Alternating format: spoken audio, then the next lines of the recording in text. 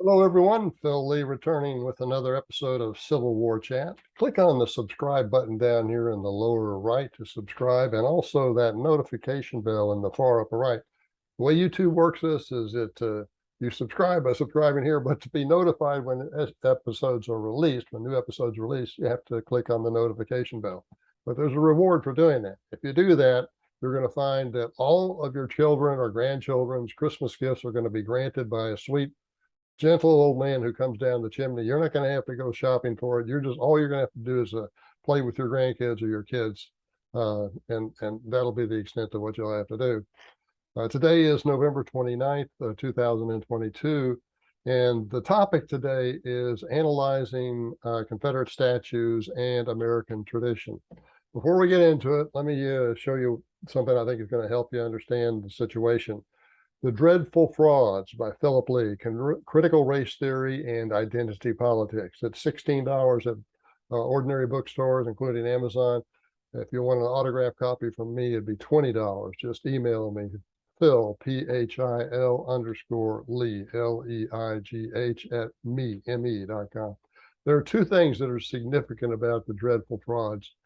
Number one is if critical race theory becomes the standard accepted interpretation of American history, then what that means is there will be no Confederate monuments anywhere, nowhere. They'll all be taken down, and even street names will be changed. So that's the first point. The second thing that's important about this is that there's a lot of people that oppose critical race theory, and they'll make comments about it at the school board, but when they get invited onto some TV show or some media property to make their case, they really don't know what critical race theory is. They haven't read what they need to read in order to represent those of us who oppose critical race theory and identity politics. This book is going to explain what you need to know to make that defense. So if you're involved in that sort of thing, and if it's important to you, then get the Dreadful Frauds by Philip Lee. Okay, so let's go ahead and proceed with today's episode. Analyzing Confederate statues and American tradition.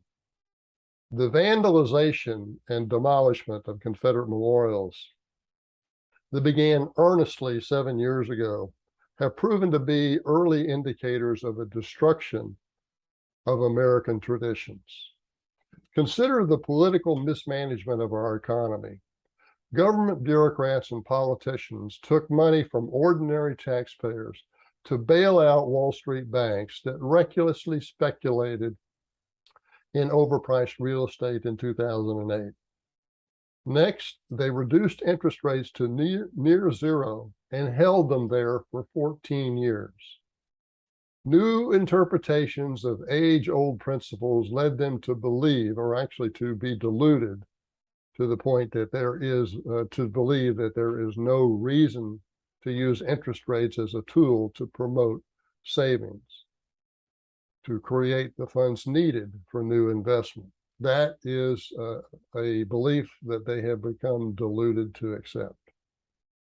Instead, the Federal Reserve would simply print the money needed by banks to lend to operating companies requiring new investment funding.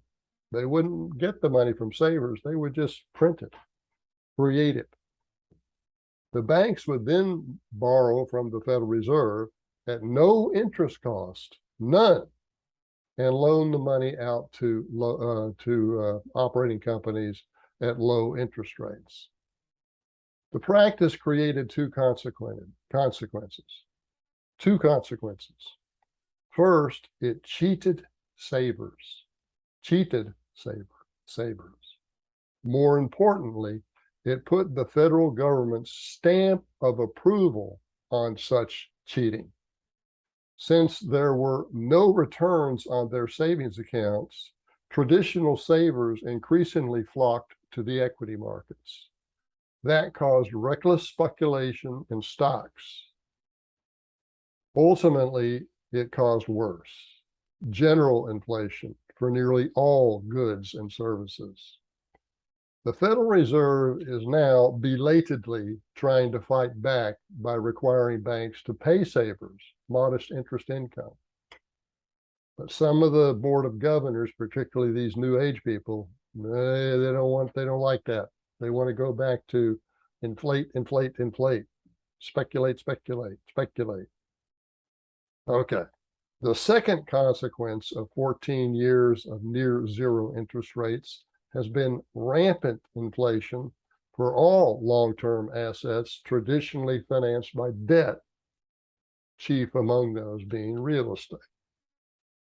Democrats and Republicans alike became addicted to cheap money, owing to the illusionary prosperity it provided. Presently, some of the markets fueled by cheap money, such as housing, are softening.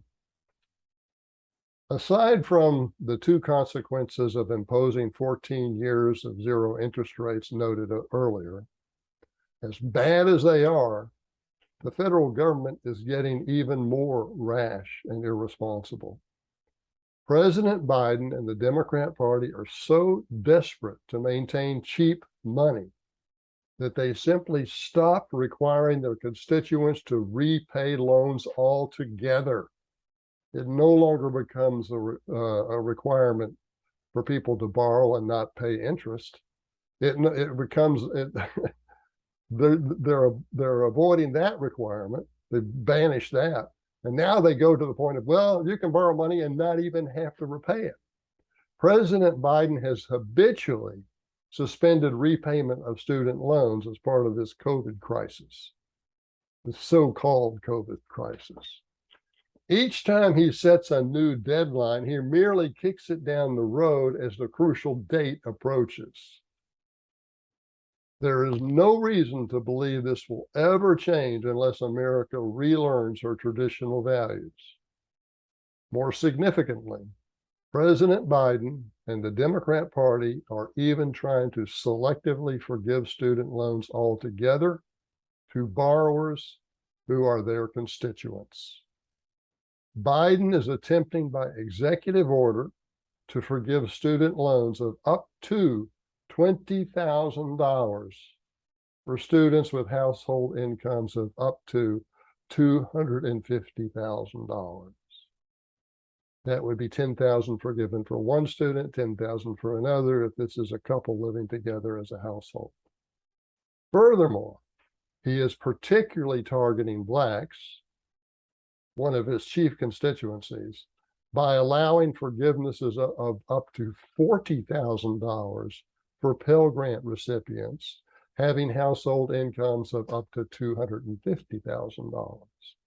This would be a Pell Grant recipient taking $20,000 forgiveness, living with another Pell Grant recipient taking a second $20,000 of forgiveness for a total of $40,000, and the household income of up to $250,000 with these two people living together. Now, consider that Blacks represent only 13% of Americans, but they account for 58% of Pell Grants. You can see it's almost a 5-to-1 ratio in favor of Blacks over non-Blacks. This is racial discrimination. There could hardly be a more racially biased scheme of debt repayment, biased against non-Blacks. Since 60% of college graduates are women, this scheme also favors young female voters. The very constituency that enabled Democrats to keep the control of the Senate in the recent midterm elections.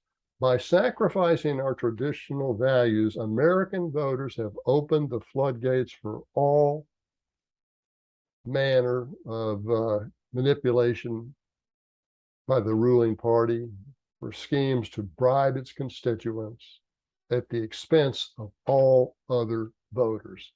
Nobody is more abused than the adult taxpayer who does not have a college degree and works for a living. And I don't mean by works at some place like Twitter, where all they did is censor people that express viewpoints they didn't like.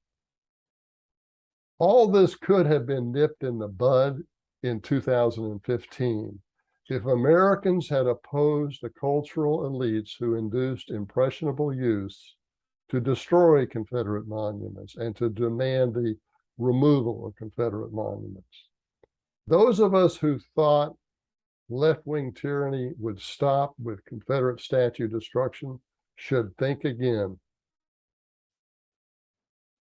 You've got to nip it in the bud. It's like a cancer. It's like many cancers that, if treated early, can be defeated. But if let untreated, they will kill you. Even Steve Jobs, as smart as he was, did not treat his cancer as early as he should have. It cost him his life. At least that's what many people believe. If you want to act now, start by writing your senators and congressmen to state your objections to the pending removal of the Confederate Memorial at Arlington Cemetery. Okay, that is my message for today. And I want to thank you for watching. I look forward to talking to you next time.